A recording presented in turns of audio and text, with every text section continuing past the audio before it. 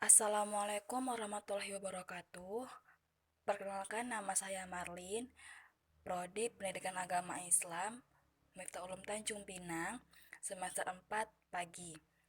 Baik, di video kali ini saya akan menjelaskan serta menjawab dari soal ujian akhir semester mata kuliah pengantar ilmu dakwah pengampu Bapak Saripudin MPDI. Berikut penjelasannya. Nah, yang pertama, pengertian dakwah menurut para dai dan makna dakwah dalam Al-Quran. Menurut para ahli, Abu Bakar Zakaria mengatakan dakwah adalah usaha para ulama dan orang-orang yang memiliki pengetahuan agama Islam untuk memberikan pengajaran kepada khalayak umum sesuai dengan kemampuan yang dimiliki tentang hal-hal yang mereka butuhkan dalam urusan dunia dan keagamaan. Sedangkan Syekh Muhammad Arawi, dakwah adalah pedoman hidup yang sempurna untuk manusia beserta ketetapan hak dan kewajibannya. Dalam Al-Quran, surah Al-Baqarah ayat 221 yang artinya, dan janganlah kamu menikah wanita-wanita musyrik sebelum mereka beriman. Sesungguhnya wanita budak yang mukmin lebih baik daripada wanita musyrik, walaupun dia menarik hatimu. Dan janganlah kamu menikahkan orang-orang musyrik dengan wanita-wanita mukmin sebelum mereka beriman. Sesungguhnya budak yang mukmin lebih baik daripada orang yang musyrik, walaupun dia menarik hatimu. Mereka mengajak ke neraka, sedangkan Allah mengajak ke surga. Dan ampunan dengan ampunan dan izinnya. Dan Allah menerangkan ayat-ayatnya, perintah-perintahnya kepada manusia supaya mereka mengambil pelajaran. Yang kedua, doa seperti dalam surah Ali Imran ayat 38. Bismillahirrahmanirrahim. Hunalika da'a Zakaria rabbah qala rabbi habli min ladunka dzurriyyatan thayyibah innaka sami'ud du'a. Di sanalah Zakaria berdoa kepada Tuhannya seraya berkata, "Wahai Tuhanku, berilah aku dari sisi Engkau seorang anak yang baik. Sesungguhnya Engkau Maha Pendengar doa." Konsep dakwah menurut Al-Quran dan hadis. Menurut Al-Quran, kata dakwah berulang kali disebut dalam Al-Quran dengan segala perubahan bentuknya. Jika dilihat dari segi pemaknaan, kata dakwah di dalam Al-Quran mempunyai banyak makna, mulai dari kata dakwah yang dimaknai sebagai penanaman seperti pada Quran Surah Al-Isra ayat 110, ibadah seperti pada Quran Surah Maryam ayat 48, pertanyaan seperti pada Quran Surah Al-Baqarah ayat 186, penisbatan seperti pada Quran Surah Maryam ayat 91, permintaan bantuan dan pertolongan seperti pada Quran Surah Al-Baqarah ayat 23, dan yang terakhir panggilan atau seruan pada Quran Surah Al-Ma'rij ayat 17, Quran Surah Al-Imran ayat 104, dan Quran Surah An-Nahl ayat 125. Sedangkan menurut hadis yang diriwayatkan oleh Abdullah bin Amr bin Ash radhiyallahu anhu bahwa Rasulullah SAW bersabda, "Sampaikanlah apa yang kau terima dari aku walaupun satu ayat." Hadis riwayat Bukhari. Dalam kajian dakwah, hadis memiliki posisi strategis, yaitu menjadi materi pokok dakwah setelah Al-Quran. Hal ini karena secara keseluruhan hadis dapat diambil menjadi materi dakwah. Misalnya, hadis yang menyatakan, "Telah aku tinggalkan kepada kamu sekalian dua perkara. Jika kamu berpegang teguh pada keduanya, kamu tidak akan sesat selamanya," yaitu kitab Allah dan sunnah nabinya. Hadis riwayat Bukhari. Metode dakwah dalam Al-Quran telah ditetapkan mengenai sebagian pedoman pelaksanaan dakwah, yaitu terdapat dalam surah An-Nahl ayat 125. Ajaklah Serulah manusia ke jalan Tuhanmu, dan jalan hikmah dan pelajaran yang baik, dan bantahlah dengan cara yang baik pula. Sesungguhnya Tuhanmu dialah yang lebih mengetahui tentang siapa yang tersesat dari jalannya, dan dialah yang lebih mengetahui orang-orang yang mendapat petunjuk. Kemudian berdasarkan ayat tersebut, Syekh Muhammad Abduh dalam tafsir Al-Manar Juz 3 yang dikutip oleh Muhammad Nasir menyimpulkan bahwa ada 3 metode. Yang pertama, metode bil hikmah digunakan untuk menghadapi golongan cerdik, pandai, atau ilmuwan. Yang kedua, mau'idhah hasanah digunakan untuk menghadapi golongan awam yang belum dapat berpikir secara kritis.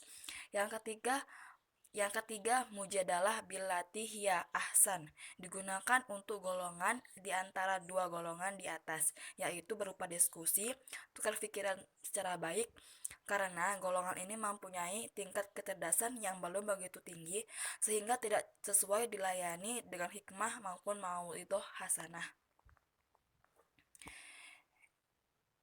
Selanjutnya, unsur-unsur dakwah. Yang pertama, subjek dakwah adalah yang melaksanakan tugas-tugas dakwah. Orang itu disebut dai atau mubalik. Dalam aktivitasnya, subjek dakwah dapat secara individu ataupun bersama-sama. Hal ini tergantung kepada besar kecilnya skala penyelenggaraan dakwah dan permasalahan-permasalahan dakwah yang akan digarapnya. Yang kedua, objek dakwah atau mad'u. Objek dakwah adalah setiap orang atau sekelompok orang yang dituju atau menjadi sasaran suatu kegiatan dakwah. Berdasarkan pengertian tersebut, maka setiap manusia tanpa membedakan jenis kelamin, usia, pekerjaan, pendidikan, warna kulit, dan lain sebagainya adalah sebagai objek dakwah. Yang ketiga, materi dakwah atau maddah. Materi dakwah adalah isi pesan yang disampaikan oleh dai kepada objek dakwah, yakni ajaran agama Islam sebagaimana tersebut dalam Al-Quran dan hadis. Agama Islam yang bersifat universal, yang mengatur seluruh aspek kehidupan manusia dan bersifat abadi sampai di akhir zaman, serta mengandung ajaran-ajaran tentang tauhid, akhlak, dan ibadah. Yang keempat, metode dakwah atau thariqah. Metode dakwah adalah cara-cara menyampaikan pesan kepada objek dakwah, baik itu kepada individu, kelompok, maupun masyarakat, agar pesan-pesan tersebut mudah diterima, diyakini, dan diamalkan. Yang kelima, landasan dakwah. Yang pertama, bil hikmah, kebijaksanaan, yaitu cara-cara penyampaian pesan-pesan dakwah yang sesuai dengan keadaan penerima dakwah. Yang kedua, mau'idhah hasanah, yakni memberi nasihat atau mengingatkan kepada orang lain dengan tutur kata yang baik, sehingga nasihat tersebut dapat diterima tanpa ada rasa keterpaksaan. Yang ketiga, mujadalah, bertukar pikiran dengan cara yang baik, berdakwah dengan menggunakan cara bertutur pikiran atau debat. Yang keenam, media dakwah atau wasilah. Yang pertama, lisan adalah media dakwah yang paling sederhana yang menggunakan lidah dan suara. Dakwah dengan media ini dapat berbentuk pidato, ceramah, kuliah, bimbingan, dan sebagainya. Tulisan adalah media dakwah melalui tulisan, buku, majalah, surat kabar, surat menyurat, spanduk, dan sebagainya. Lukisan adalah media dakwah melalui gambar, karikatur, dan sebagainya. Audiovisual adalah media dakwah yang dapat merangsang indera pendengaran, penglihatan, atau kedua-duanya seperti televisi, film, slide, HP, internet, dan sebagainya. Akhlak yaitu media dakwah melalui perbuatan-perbuatan nyata yang mencerminkan ajaran Islam yang secara langsung dapat dilihat dan didengarkan oleh mad'u. Yang ketujuh, asar atau efek. sering disebut dengan feedback atau umpan balik dari proses dakwah ini sering dilupakan atau tidak banyak menjadi perhatian para dai. Kebanyakan mereka menganggap bahwa setelah dakwah disampaikan, maka selesailah dakwah. Padahal atsar sangat besar artinya dalam penentuan langkah-langkah dakwah berikutnya. Tanpa menganalisis atsar dakwah, maka kemungkinan kesalahan strategi yang sangat merugikan pencapaian tujuan dakwah akan terulang kembali. Selanjutnya, faktor-faktor penghambat dakwah. Yang pertama, problematika internal aktivis dakwah. Pembahasan problematika internal lebih didahulukan daripada pembahasan problematika eksternal, karena problem terberat bagi semua jamaah dakwah adalah kendala internal. Ketika problematika internal sudah terselesaikan atau dikelola dengan baik, maka jamaah lebih mudah ditunaikan dan problematika eksternal lebih mudah diselesaikan. Problematika internal yang sering dijumpai dalam jamaah dakwah adalah gejolak kejiwaan, ketidakseimbangan aktivitas, latar belakang dan masa lalu, penyesuaian diri, dan friksi internal. Nah, untuk pertama, gejolak kejiwaan merupakan persoalan yang dimiliki oleh semua manusia biasa, dan yang perlu disadari adalah para aktivis dakwah juga manusia biasa. Nah, di antara gejolak kejiwaan itu adalah yang pertama, gejolak syahwat. Banyak orang yang terpeleset oleh gejolak ketertarikan pada lawan jenis ini. Bagi mereka yang belum menikah, gejolak ini biasanya lebih besar dan lebih berpeluang menggoda. Yang kedua, gejolak amarah, seperti kisah Khalid saat menghadapi Jahdam dan Pamuka Bumi Jazimah. Gejolak amarah ini bisa berakibat fatal, termasuk bagi citra dakwah, hubungan antara aktivis dakwah, dan terjadinya fitnah di antara kaum muslimin. Yang ketiga, gejolak heroisme. Semangat heroisme memang bagus dan sangat perlu, tetapi ketika sudah tidak proporsional, ia akan mendatangkan sikap ekstrem yang berbahaya bagi kemaslahatan dakwah dan umat. Yang keempat, gejolak kecemburuan, seperti kecemburuan Ansor dan pada para mu'alaf yang mendatangkan hampir semua ghanimah perang Hunain. Sikap ini bisa berefek pada melemahnya solidaritas internal jamaah. Meskipun yang dicemburui oleh Ansor sebenarnya adalah perhatian Rasulullah dan bukan materi ghanimahnya, gejolak ini segera diselesaikan Rasulullah, karena jika dibiarkan bisa berdampak negatif. Ketidakseimbangan aktivis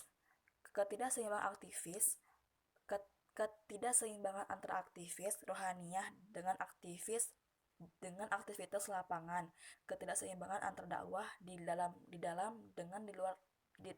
dengan di luar rumah tangga, ketidakseimbangan antara aktivitas pribadi dengan organisasi, ketidakseimbangan antara amal tarbawi dengan amal siasi, ketidakseimbangan antara perhatian terhadap aspek kualitas dan kuantitas SDM. Semuanya bisa berakibat negatif. Latar belakang dan masa lalu. Latar belakang keagamaan keluarga misalnya, ia bisa berbentuk melemahnya intelektualitas Islam, tekanan keluarga yang menentang aktivitas dakwah, dan kerancuan dalam orientasi kehidupan. Sedangkan masa lalu yang jahiliyah bisa membawa dampak yang kurang menguntungkan bagi kredibilitas sang aktivis dakwah.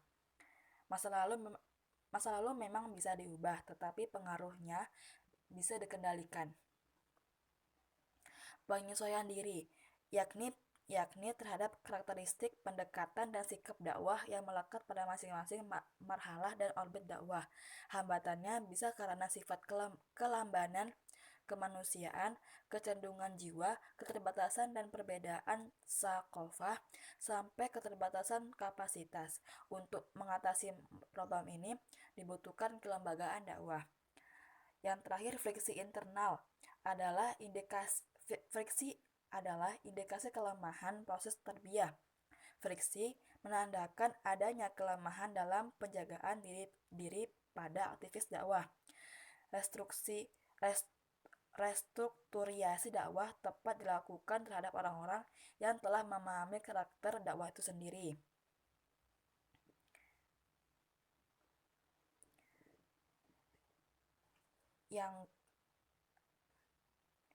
Yang kedua, problematika eksternal aktivis dakwah. Nah, problematika eksternal dakwah yang bisa menjadi bahaya besar bagi kebaikan bangsa dan masyarakat Indonesia, khususnya umat Islam, yang meliputi problematika spiritual dan kultural, problematika moral, dan problematika sistemik.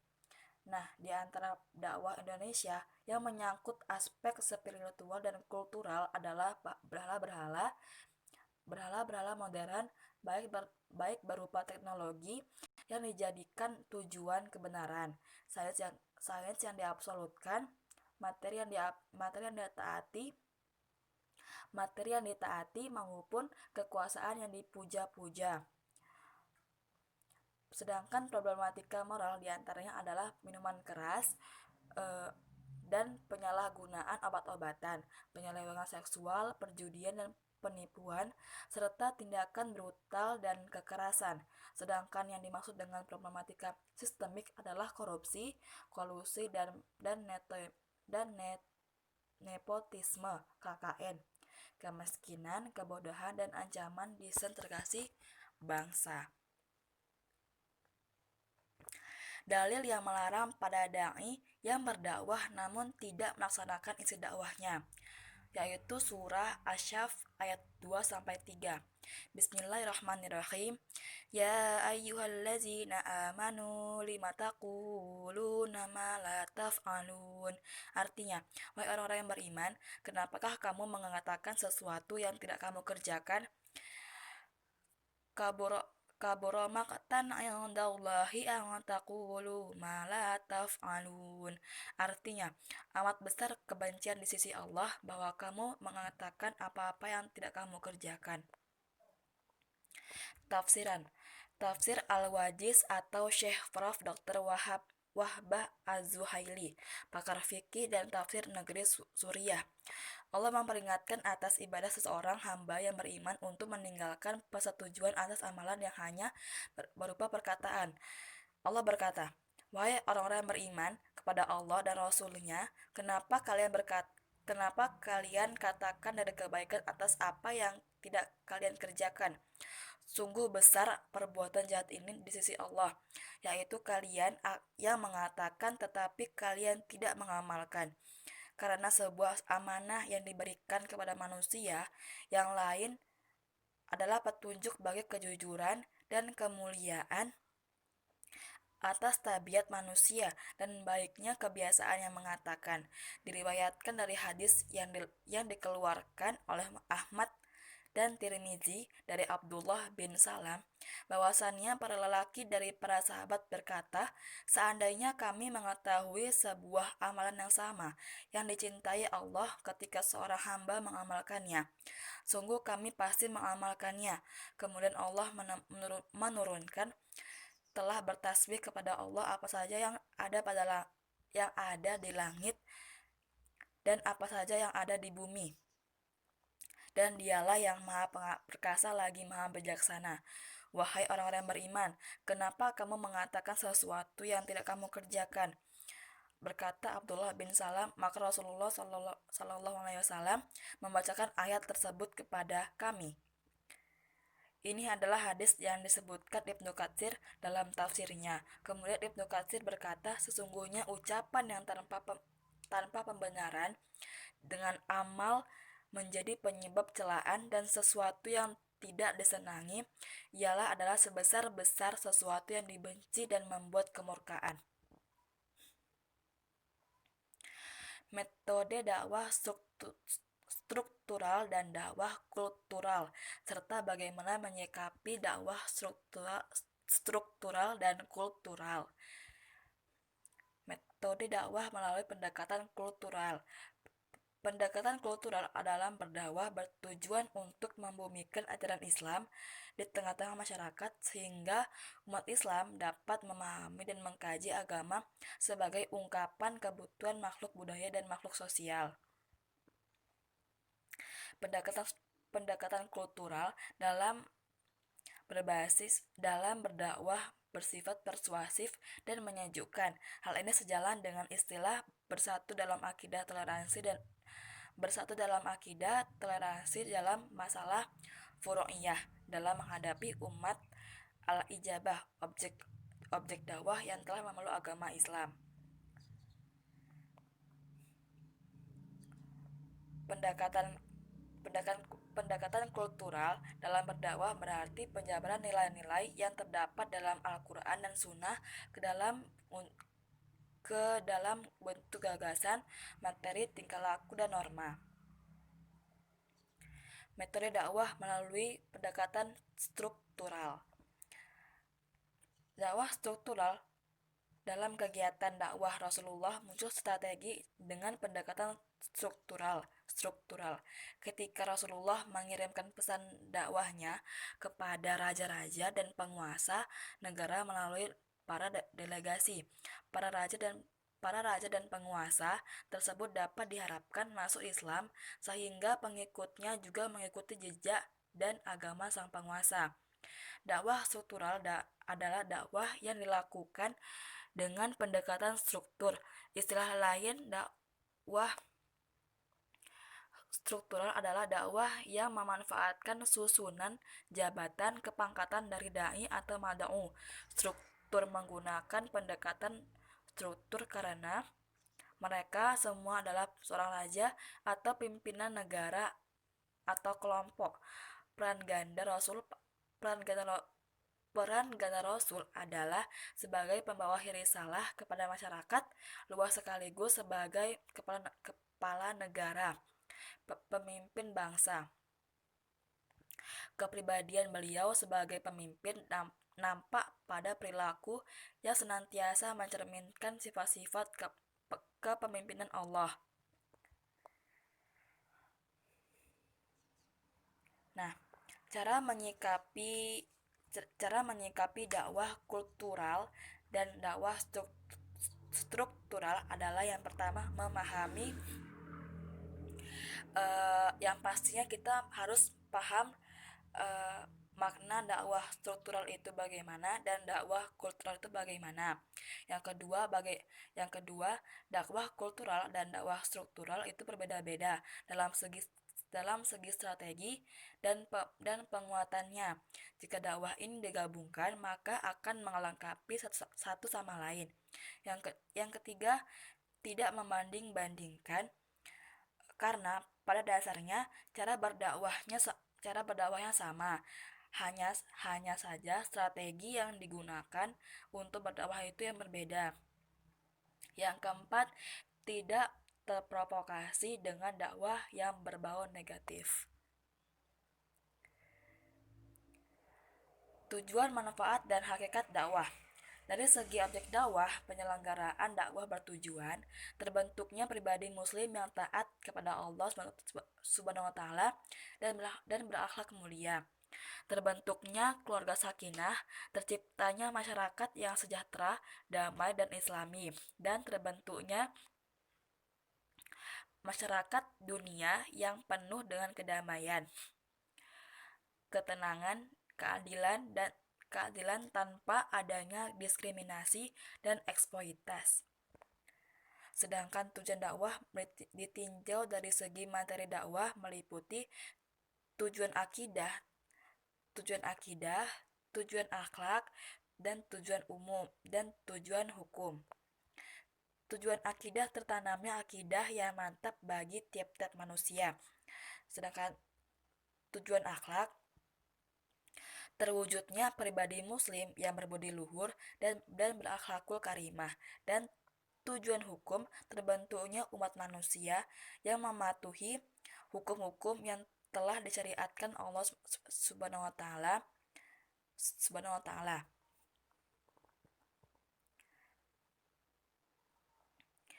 Manfaat dakwah dapat diartikan meningkatkan kemajuan ilmu, pengetahuan, dan keterampilan jamaahnya, serta memberantas kebodohan agar umat dapat memperoleh kehidupan yang bahagia dan sejahtera serta diridhoi oleh Allah Subhanahu wa taala. Manfaat dakwah ditinjau dari bentuknya ada tiga. Yang pertama, setelah melakukan dakwah kepada seluruh umat, maka menjadi umat yang taat pada agama. Yang kedua, dakwah yang dilakukan dai kepada umat muslim, maka menjadi lebih sempurnalah pengetahuan mereka. Yang ketiga, setelah melihat kemungkaran, maka ia mendatangi secara mencegah kemungkaran tersebut.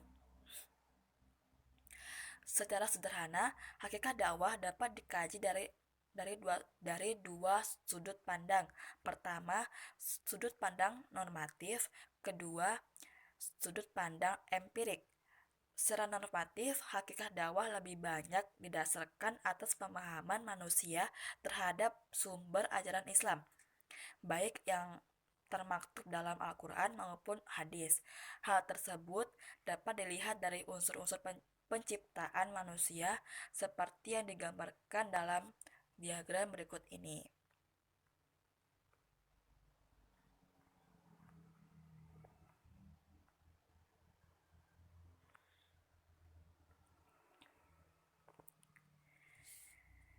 Alhamdulillah, cukup sekian penjelasan dari saya. Jika ada kesalahan dan kekurangan, saya mohon maaf. Akhir kata saya, wassalamualaikum warahmatullahi wabarakatuh.